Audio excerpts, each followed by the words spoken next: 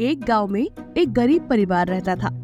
उसमें एक विधवा माँ खुशबू और उसके 2 बच्चे कुमकुम और छोटू रहते थे।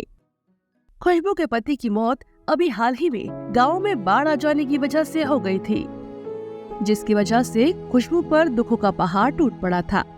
माँ, बहुत भूख लगी है। पिताजी के बाद से हमें पेट भर खाना तक नसीब नहीं हुआ। हाँ माँ, पेट में तो चूहे कूद रहे हैं। हमने कल से कुछ भी नहीं खाया है। अरे बच्चों, चिंता मत करो, मैं आज ही तुम्हारे लिए खाना जरूर लाऊंगी। बच्चे ऐसा अपनी माँ से बोल ही रहे होते हैं कि तभी दरवाजे पर किसी की खटखटाने की आवाज आती है। खुशबू दरवाजा खोलती है। वहाँ गांव के एक सेठ खड़ा होता है।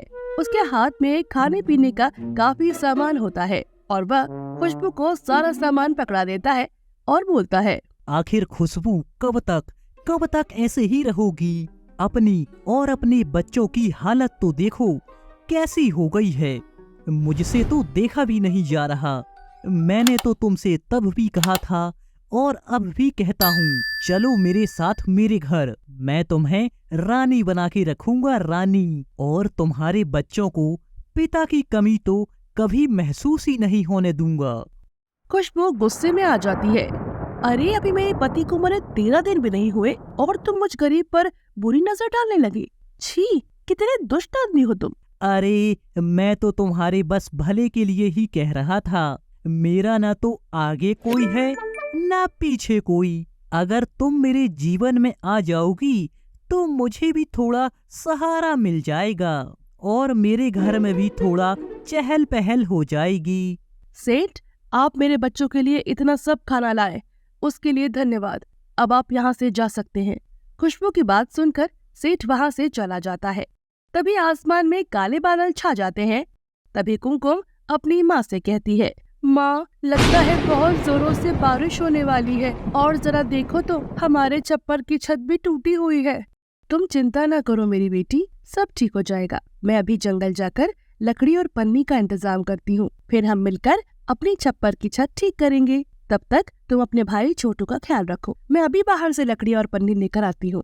ऐसा कहकर खुशबू जंगल लकड़ियाँ काटने चली जाती है। तभी आसमान में जोर से बिजली चमकने लगती है। खुशबू कहती है, हे भगवान, जल्दी ही बहुत तेज बारिश होने वाली है, जल्द ही घर पहुंचना होगा मुझे। तभी सेठ भी खुशबू का पीछा करता हुआ जंगल में पहुंच जाता है और खुशबू को अकेले पाकर उससे बोलता है, अरे मेरी जान, तुम क्यों इतना परेशान होती हो? तुम मुझसे तो कह देती, मैं तुम्हारे घर लकड़ियाँ पहुंचवा देता।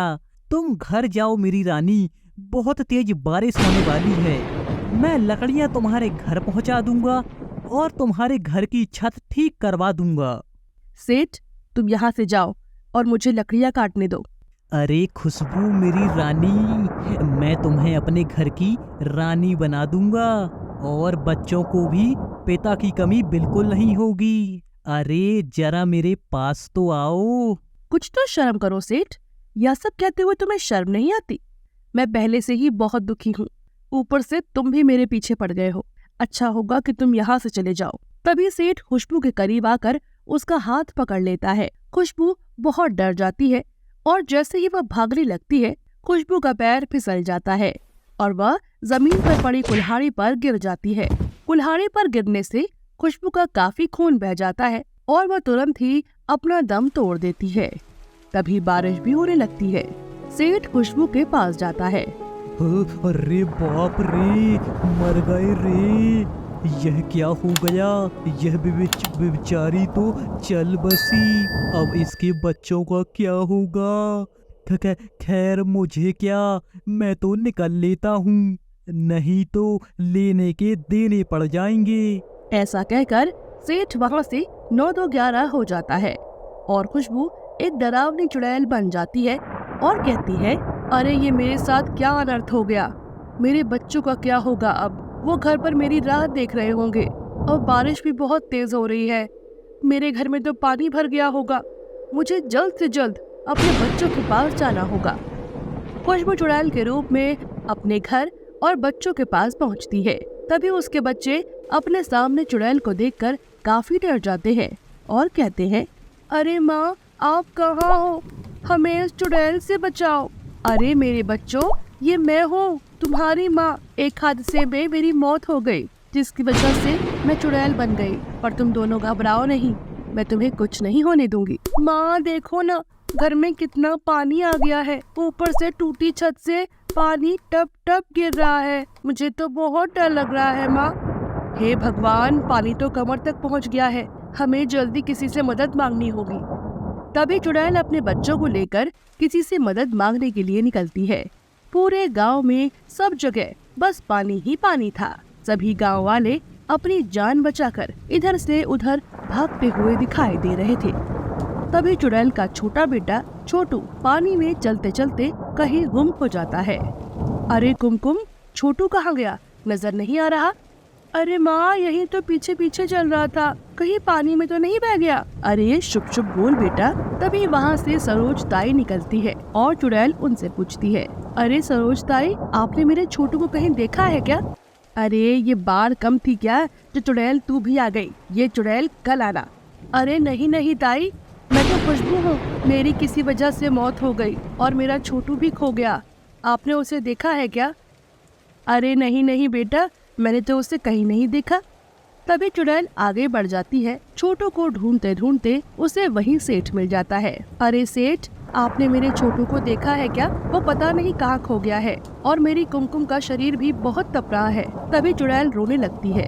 खुशबू, तुम्हारी यह हालत मेरी वजह से हुई है। हो सके तो मुझे माफ कर देना और तुम चिंता मत करो। मैं छोटू को ढूंढने में तुम्हारी मदद करूंगा और कुमकुम को मुझे दे दो। मैं इसे डॉक्टर को दिखा कर लाता हूँ और तब तक तुम छोटू को ढूंढो। तुम्हें घबराने की बिल्कुल जरूरत नहीं है। मैंने जो इतनी बड़ी गलती की है उसे सुधारने का एक मौका तो मुझे मिलना ही चाहिए। सेठ कुमकुम को डॉक्टर के पास ले जाता है तो दूसरी ओर चुड़ैल अपने बेटे को ढूंढने निकल जाती है। ढूंढते ढूंढते रात हो जाती है और पानी भी कम हो जाता है, लेकिन चुड़ैल को उसका बेटा नहीं मिलता। तो चुड़ैल एक पेड़ के नीचे खड़े होकर रोने लगती है। हे भगवान, मुझे किस जन्म की सजा दे रहे हो? एक तो मैं मर गई और मेरे बच्चे अनाथ हो गए और अब मेरा छोटू भी नहीं मिल रहा। तभी पेड़ के ऊपर से छोटू की आवाज आती है।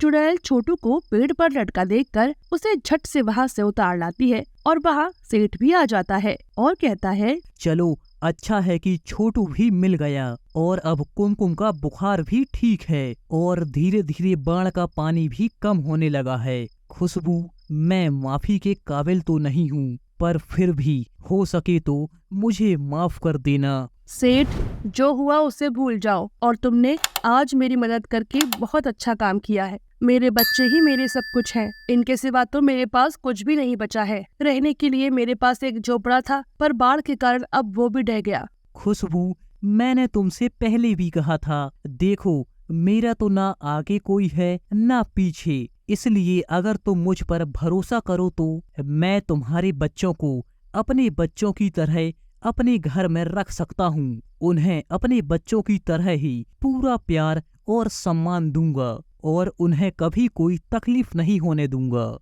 सेठ, अगर ऐसा है तो मेरे बच्चे तुम्हारे पास सुरक्षित रहेंगे, तो मेरी आत्मा को भी मुक्ति मिल जाएगी। पर अगर मेरे बच्चों को जरा भी तकलीफ हुई तो मैं तुम्हें नहीं छोड़ूंगी। फिर खुशबू सेठ को अपने दोनों बच्चे सौंपकर वहाँ से चली जाती है और सेठ भी चुड़ैल से किए वादे के अनुसार उसके बच्चों का अपने बच्चों जैसा ख्याल रखता है।